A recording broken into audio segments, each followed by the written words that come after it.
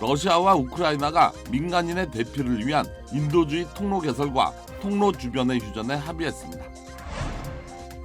러시아를 압박하고 있는 미국이 신흥 재벌이자 푸틴 대통령의 최측근들에 대한 추가 제재를 발표했습니다. LA 카운티 휘발유 가격이 사상 처음으로 평균 $5를 넘어섰습니다. 한국 코로나 신규 확진자가 26만 명대를 기록했습니다. 하루 사망자는 186명으로 200명에 근접하는 수준으로 올랐습니다. 뉴멕시코에서 납치 사건이 발생해 이를 쫓던 경관 한 명이 목숨을 잃었습니다. 플로리다에서는 짙은 안개 속에서 교통사고가 발생해 16대의 차량이 충돌하는 일이 벌어졌습니다.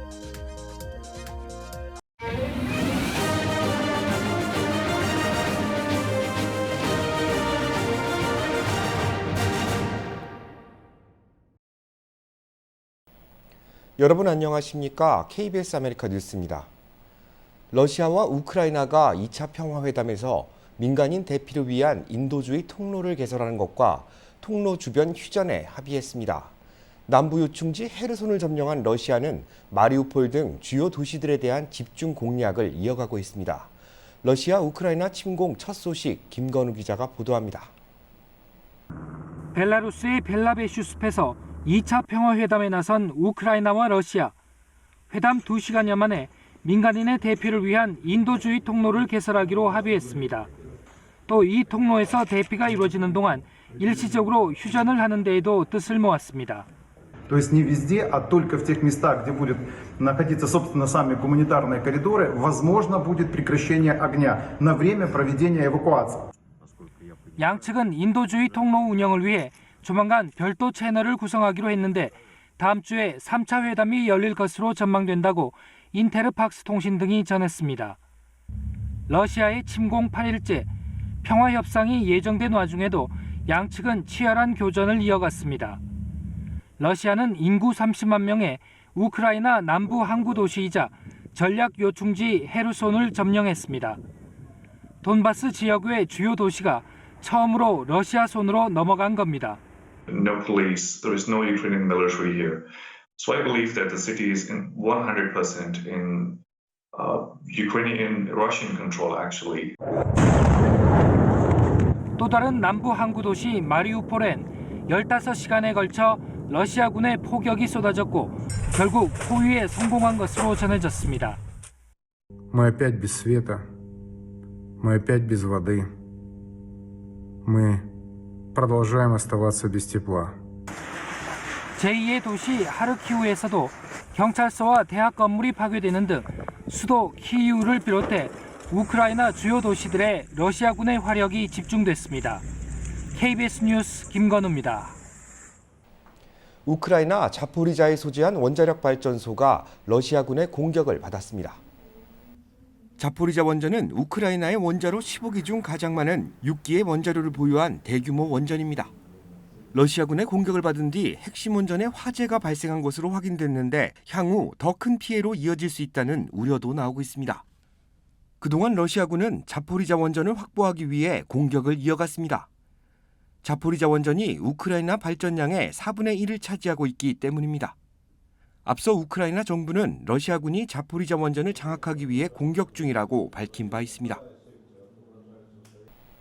바이든 대통령이 러시아의 신흥 재벌이자 푸틴 대통령의 최측근인 이른바 올리가르히에 대한 추가 제재를 발표했습니다. 이들이 소유한 막대한 해외 자산과 금융 정보를 동결해 푸틴 대통령을 압박하겠다는 계획입니다. 김양순 기자입니다.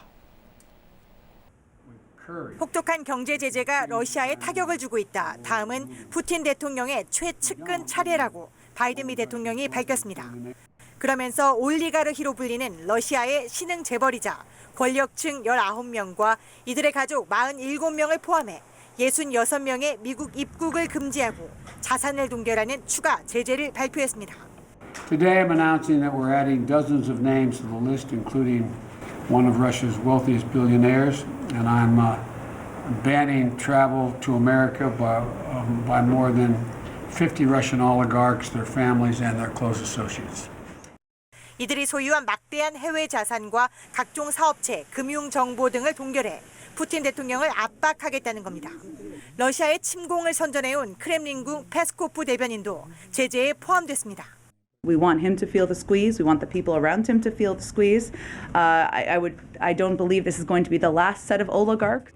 바이든 행정부는 우크라이나에 대한 인도적 지원과 군사작전을 위해 100억 달러, 우리 돈 12조 원가량의 추가 자금 지원도 의회에 공식 요청했습니다. 펠로시 미 하원 의장은 우크라이나에서의 전쟁을 멈추기 위해선 러시아의 원유 수입 금지도 찬성한다고 밝혔습니다. I'm all for that. Ban it. Ban the oil come from Russia. Yep. 이딴 러시아 제재와 동시에 우크라이나에 대한 국제적 지원도 논의되고 있습니다. 바이든 대통령은 일본, 인도, 호주가 참여하는 인도태평양 협의체 쿼드 정상들과 긴급 화상회의를 열고 우크라이나 전쟁을 돕기 위한 인도적 지원 체계를 만들기로 합의했다고 밝혔습니다. 워싱턴에서 KBS 뉴스 김양순입니다. 러시아에 대한 압박 수위가 점차 높아지고 있는 가운데 국방부는 혹시나 있을지 모른 오판에 따른 러시아와의 충돌을 예방하기 위해 직통선을 개설했다고 밝혔습니다. 국방부 고위 당국자는 지난 1일 러시아 국방부와 충돌 방지 연락선을 구축했다고 밝히고 이는 오판에 따른 군사적 분쟁과 긴장 고조를 막기 위한 목적이라고 설명했습니다. 이 당국자는 우크라이나 수도에 남아 전쟁을 지휘하는 젤렌스키 대통령의 안전에 대해 걱정하고 있으며 계속 연락을 유지하고 있다고 밝혔습니다. 전쟁 상황과 관련해 국방부는 러시아가 우크라이나 침공을 위해 접경 지역에 배치한 군 병력의 90%를 현재 우크라이나에 투입한 상태라고 분석했습니다. 다만 러시아가 우크라이나 접경 지역에 추가로 군대를 증강하고 있다는 징후는 없다고 덧붙였습니다. 세계 3대 신용평가 기관들이 우크라이나를 침공한 러시아의 신용 등급을 위험에 가까운 쪽으로 강등했습니다. 루브라 가치도 대폭 하락했습니다. 신용평가사 스탠더드앤푸어스는 오늘 러시아의 신용등급을 CCC-로 8단계 하향 조정했습니다. CCC-는 투자할 경우 원금과 이자 상환 가능성이 의심스럽다는 것으로 국가 부도를 뜻하는 D등급보다는 2단계 위입니다. 이에 앞서 무디스와 피치도 러시아의 신용등급을 6단계 낮춰 투자 부적격, 이른바 정크 등급으로 하향 조정했습니다. 신용평가사들은 우크라이나 침공에 대한 국제 제재로 러시아의 채무 불이행 위험이 커졌다고 지적했습니다. 이 같은 신용등급 하락에 루브라 가치도 사상 최저로 떨어졌습니다. 모스크바 외환거래소에서 루브라 환율은 달러당 117.5루블을 기록했습니다. 러시아 루브라 가치가 달러당 110루블을 넘어선 것은 이번이 처음입니다. 우크라이나를 돕기 위한 각국의 지원도 계속되고 있습니다. 러시아군에 맞서 참전해 의용군으로 싸우겠다는 외국인들도 늘고 있습니다. 보도에 정세배 기자입니다. 영국 런던에 있는 우크라이나 대사관 앞 한 남성이 인터폰을 통해 우크라이나군에 합류해 싸우겠다는 뜻을 전합니다. Hello, yeah, we've come to join the Ukrainian army or whatever they're called. 백발의 나이에 의용군 지원 의사를 밝힌 사람도 있습니다. I'm 60, which means I'm just about within the age range they'll accept. 러시아군의 공세가 계속되면서 아예 전투에 직접 참여하려는 지원자들이 줄을 잇는 겁니다. 영국 언론은 아프가니스탄 참전 경력이 있는 전직 군인 150여 명이 이미 우크라이나로 출발했다고 보도했습니다. 각국 정부는 일단 자국민의 직접적인 참전에는 조심스러운 입장이지만 젤렌스키 대통령이 나서 의용군 참여를 호소했던 우크라이나는 환영하고 있습니다. 우크라이나 외무장관은 아예 영토 방어 국제부대라는 이름을 내걸고 지원자들이 각국의 우크라이나 대사관을 찾아달라고 독려하기도 했습니다. 이런 가운데 국제형사재판소 ICC가 러시아군의 전쟁 범죄에 대한 조사에 착수했습니다. ICC 조사는 러시아 폭격으로 민간인 피해가 속출하고 러시아가 진공폭탄을 사용했다는 의혹이 제기됐기 때문입니다. 진공폭탄은 폭발 반경을 진공 상태로 만들어 인체 장기에 치명적 손상을 주기 때문에 제네바 협약에서 사용이 금지된 무기입니다. 제소국에는 영국과 프랑스, 독일 등 유럽 대부분 국가는 물론 중립국인 스웨덴도 포함됐습니다. KBS 뉴스 정세배입니다. 요즘 휘발유 가격이 너무 올라 운전자들의 한숨이 깊어지고 있습니다. LA 카운티 휘발유 가격은 사상 처음으로 평균 $5를 넘어섰습니다. 김경희 기자가 보도합니다. LA 한인타운의 한 주유소입니다. 휘발유 가격 전광판에는 가장 저렴한 일반 휘발유 가격이 $5 9센트라고 표시되어 있습니다. 휘발유를 넣기 위해 주유소를 찾은 한인 운전자들은 $5가 넘는 가격표를 보고 눈을 의심했습니다. 이거 뭐 오늘 눈만 뜨면은 여자 기름값이 올라가지고 상당히 괴롭습니다. 타주에서 생활하다 캘리포니아주로 이사온 한인은 전국에서 가장 비싼 LA 카운티 휘발유 가격이 더욱 피부로 와닿는다고 말했습니다. 오늘 지금 깜짝 놀랐는데 갑자기 보니까 많이 올랐네요. 세상도 어지러운데 가스비까지 오르고 모르겠어요, 세상이 어디까지 갈지. LA 카운티 평균 휘발유 가격은 갤런당 $5 1.4센트로 오늘 사상 처음으로 $5를 넘어섰습니다. 지난 한 달여 동안 LA 카운티 휘발유 가격은 34.5센트가 올랐는데 최근 가파른 상승세를 보이며 어제는 하루에 3센트가 오르더니 오늘은 무려 8.6센트가 올랐습니다. 오늘 상승폭은 지난 2015년 하루 15.1센트가 오른 이후 최대치입니다. 휘발유 가격이 고공행진을 이어가자 아예 대중교통을 선택한 한인들도 있습니다. 버스 타고 왔어요. 또 버스 타고 갈 거고. 버스가 싸죠. 그래도 버스 타고 다니는 게. 할 수 없죠, 어떻게요. 지금 주어진 여건이 그렇잖아요, 지금. 대가 있으면 올라가고. 러시아의 우크라이나 침공으로 국제유가가 급등세를 유지하고 있어서 가정 경제에 큰 부담이 될 것으로 보입니다. KBS 뉴스 김경일입니다. 한국 코로나 신규 확진자가 26만 명대를 기록했습니다. 하루 사망자는 186명으로 200명에 근접하는 수준으로 올랐습니다. 오늘 한국 코로나19 1일 확진자는 26만 6,853명, 사망자는 200명에 가까운 186명을 기록했습니다. 전날보다 7만 50명이 많고 한 주 전보다는 10만 964명이 늘어난 수치입니다. 확진자와 사망자 모두 역대 최대 기록을 경신했는데 사망으로 이어질 수 있는 위중증 환자도 797명이 나와 800명대 접근을 바라보고 있습니다. 중앙방역대책본부는 신규 확진자 중 60세 이상 고위험군은 39,636명으로 전체 15%를 차지한다고 밝혔습니다. 지금보다 위중증 환자가 더 늘어날 가능성도 배제할 수 없는 겁니다. 한편 한국의 전체 인구 대비 백신 접종률은 86.5%를 기록하고 있습니다. 이 중 3차 접종을 마친 사람은 3,164만 명 수준입니다. 코로나19 확산세가 진정되면서 신규 실업수당 청구 건수가 크게 줄었습니다. 노동부는 지난주 신규 실업수당 청구 건수가 21만 5천 건으로 일주일 만에 18,000건 줄었다고 밝혔습니다. 이는 올 들어 가장 낮은 수치로 월스트리트저널이 집계한 전문가 전망치인 22만 5천 건보다 적었습니다. 전문가들은 오미크론 확산이 진정되면서 해고가 다시 줄어들고 고용이 늘어나고 있다는 신호로 해석했습니다.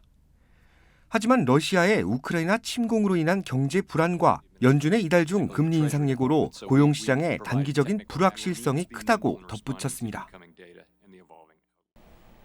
뉴멕시코주에서 납치범을 쫓던 경관 한 명이 목숨을 잃었습니다. 플로리다주에서는 짙은 안개 속 교통사고가 발생해 16대의 차량이 충돌하는 일이 벌어졌습니다. 국내 사건 사고 소식 박시몬 기자가 정리했습니다. 고속도로 위에 부서진 차량들이 있습니다. 흩어진 잔해들이 사고 당시의 충격을 말해줍니다. 뉴멕시코에서 일어난 교통사고 현장입니다. 어제 오전 납치 사건 신고를 받고 출동한 경찰이 용의자를 뒤쫓다 일어난 사고로 이로 인해 경찰차 2대와 일반 차량 4대가 파손됐습니다. 용의자는 흉기를 이용해 여성을 납치했으며 경찰의 정지 명령을 무시한 채 엘버커키 인근 25번 프리웨이로 차를 몰다가 사고로 이어졌습니다. A male was armed with a knife and was taking a vehicle occupied by a woman. At 11:14 a.m., Santa Fe Police Department officers located the vehicle near Sawmill Road in St. Francis. Officers attempted to stop the vehicle and the driver fled in the vehicle. 이번 교통사고로 인해 한 명의 경관과 사고 차량의 탑승자 한 명이 목숨을 잃었습니다. 용의자는 사고 현장에서 도주했으며 경찰은 아직까지 신원을 파악하고 있습니다. 이번에는 플로리다의 95번 고속도로입니다. 오늘 새벽 1시 30분쯤 데이토나 비치 남쪽에서 안개로 시야를 가린 운전자가 다른 차량과 충돌하는 사고가 일어났습니다. 사고는 여기서 그치지 않고 연쇄 충돌로 이어졌습니다. 북쪽 방향에서 일어난 사고는 11대의 차량에 데미지를 입혔으며 남쪽 방향에서 일어난 사고는 6대의 차량이 파손됐습니다. 이번 사고로 최소 3명이 목숨을 잃었습니다. 지역경찰은 사고 당시 현장은 진화된 지 얼마 지나지 않은 산불의 잔해에서 나온 연기와 안개가 섞여 운전자들의 시야를 가렸다고 발표했습니다. KBS 뉴스 박시몬입니다.